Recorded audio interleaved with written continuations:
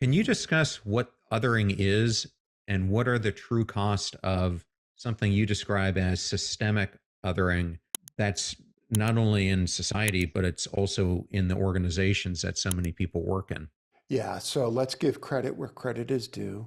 I believe the man who coined the term othering is Professor John A. Powell at the University of California, Berkeley, who is one of the co-founders of I believe it's the Institute for Othering and Belonging. And so one way to think about this is that those are the two opposing forces. Okay. And so, one way to understand othering is as an encompassing view where we define someone who is not like us, however that is, as the other. Okay. So, if you're in Myanmar, in a Buddhist country, it might be the Rohingya. Or if you're in China, it might be the Uyghurs. Or if you were in Japan before World War II, it might have been Koreans. Or if you were in the United States during World War II, it might have been Japanese. It's this constant belief that those people out there, they are the problem and they are different. And therefore they're scary or less than and worthy, if you will, of dehumanization, stripping away the humanity of a child, calling them savages, calling them brutes, calling them name the words.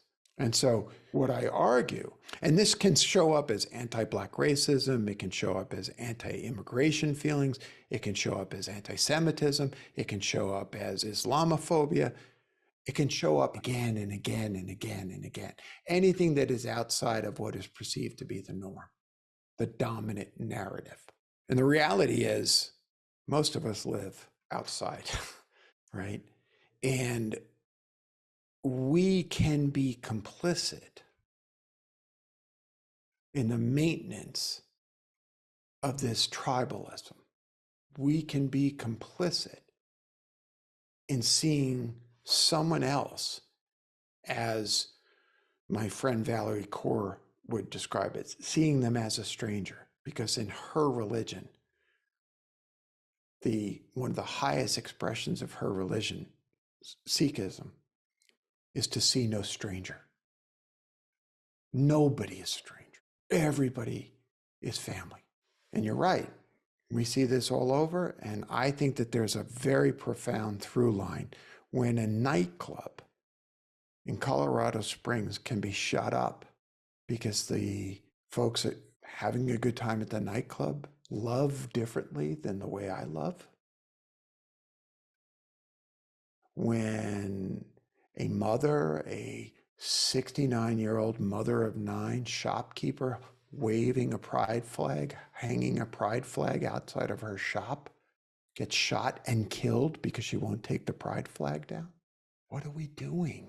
You can disagree without it becoming conflict and violence.